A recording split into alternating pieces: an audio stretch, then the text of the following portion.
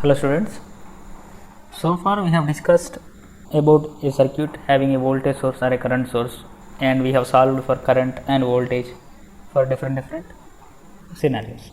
Okay, now we are going to see a new topic, that is time domain analysis of first order RL and RC circuits. So what is time domain analysis? Okay, so earlier we were discussing about circuits having a voltage source, and we are just finding a current through a resistive element, which is I equal to V by R by using Ohm's law. Okay, so we considered that the voltage is in the circuit for a very long time, okay, and there is no effect due to turning on a voltage source onto a circuit element. Okay, so in time domain analysis we are going to see what will happen just after switching on a voltage source into a circuit or current source into a circuit, just after switching on the circuit and just before switching on the source. Okay, so we are going to see behavior of circuit elements, okay, based on its time. Okay, so that is 0 to some infinite value. Okay, here we are going to see voltage and current behavior from t is equal to 0 to infinite. Okay, mostly it is around a point that is instant of switching, that is 0. Okay, so just before switching will be 0 minus. Okay, 0 minus is instance just before switching a source onto a circuit, and 0 plus is a instance, time instance, just after switching the source onto a circuit. Okay, so here 0 minus is just before, t is equal to 0 minus is just before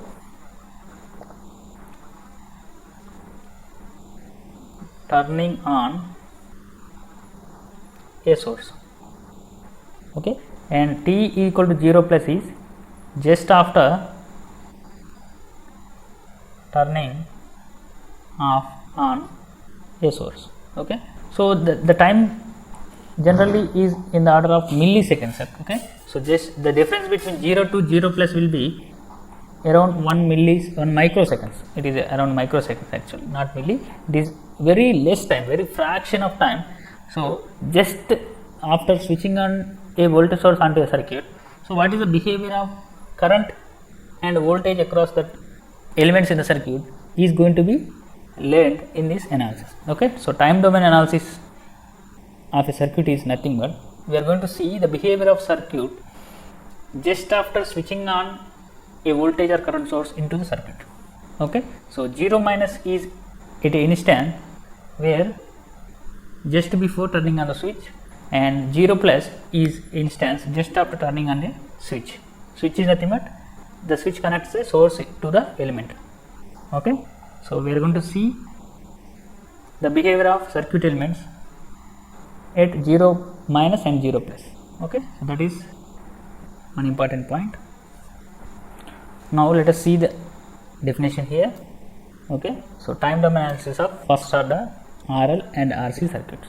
Okay, so you will come to know what is first order and why we are mentioning it specifically. So as we are discussing time domain analysis, there will be frequency domain analysis also available for the circuits actually in electrical engineering. Okay, that's why we are specifically mentioning time domain analysis. Okay, now let us proceed further. Here the analysis of response of circuit consisting of RLC, voltage source, current source and switches to a sudden application of voltage or current is called time domain analysis, and this is popularly called as transient response. Okay, so what is the statement is saying? Here we are going to analyze the response of a circuit consisting of RLC circuits, RLC elements, voltage source, current source and switches to a sudden application of voltage or current. Okay, we are going to analyze the response of the circuit for a sudden application of voltage or current. Here the sudden application means just after turning on a voltage source or a current source into the circuit, that is t equal to 0 plus instance. So that is called time domain analysis and also called as transient response. This is famously called as transient response in electrical engineering. Okay, and so far we know that the circuit elements are RLC, resistor, inductor and capacitor. Okay, so we know that resistor will dissipate the power, and that is nothing but it is dissipating the energy. Okay, it dissipates the power or energy in the form of heat. Okay, over a period of time, power into time will be energy. Okay, so the power consumed by the resistor is nothing but heat dissipated over a period of time. Okay, so and when it comes to inductor and capacitor, these two elements store the energy. Okay, inductor will store the energy as well as capacitor. Inductor will store the energy in the form of magnetic field. Okay, and capacitor will store the energy in the form of electric field, electrostatic field. Okay, so these two are the energy storage elements. Inductor and capacitor are the energy storage elements, and these elements are going to be acted as main role, and these elements will be going to be main important elements for upcoming classes.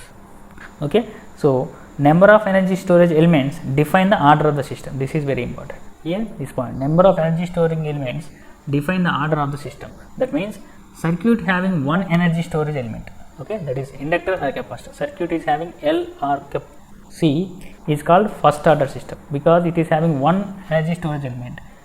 Okay, so the number of energy storage elements define the order of the system. The more is the number of elements, number of storage elements, the more will be the order of the system. If you have one energy storage element, that circuit is called first order system.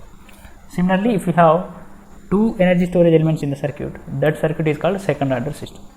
Okay, circuit having two energy storage elements is called second order system. That is example for first order system is RL and RC. Here resistor is not an energy storage element, so there is no part of resistor in the order of the system. Okay, only energy storage element, that is inductor and capacitor, only plays vital role in energy storage in the order of the system. Okay, so here we have for second order system we have L and C, so it is second order circuit.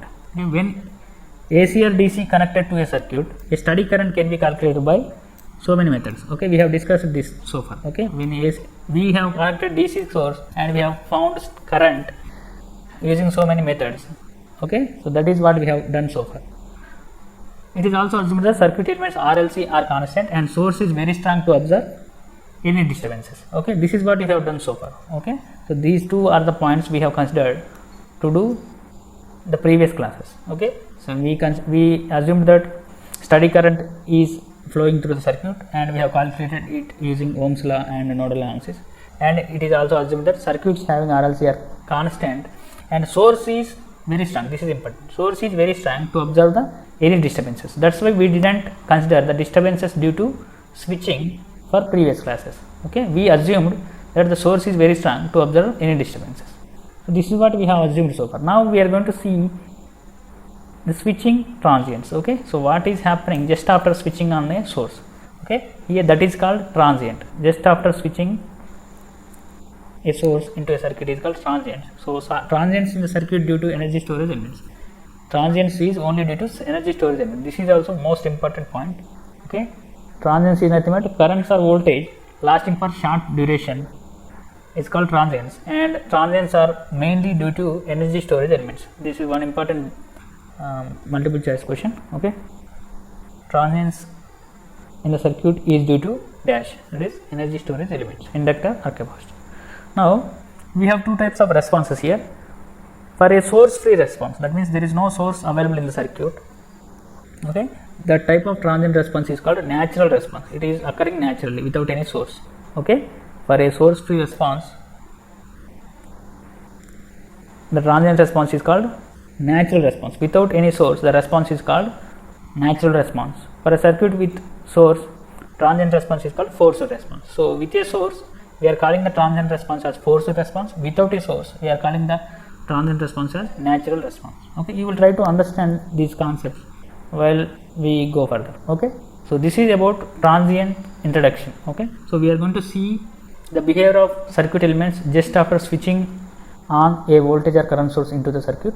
Okay, so circuit elements R is dissipating energy, L and C are storing energy. Okay, so the transients are mainly due to energy storage elements, that is inductor and capacitor. Okay, so the order of the system will be defined by number of energy storage elements in the circuit. If you have one energy storage element, that is inductor or capacitor in a circuit, that circuit is called first order circuit.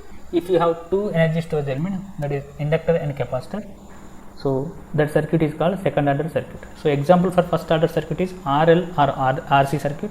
Example for second order circuit is RLC circuit. Okay. So you will be having series and parallel connection of the elements also, so that we will be discussing in the second unit. Okay. So this is about transient and time domain analysis introduction. Okay. So in the next class we are going to see the actual behavior of the circuit elements for different time instances. Okay. Thank you.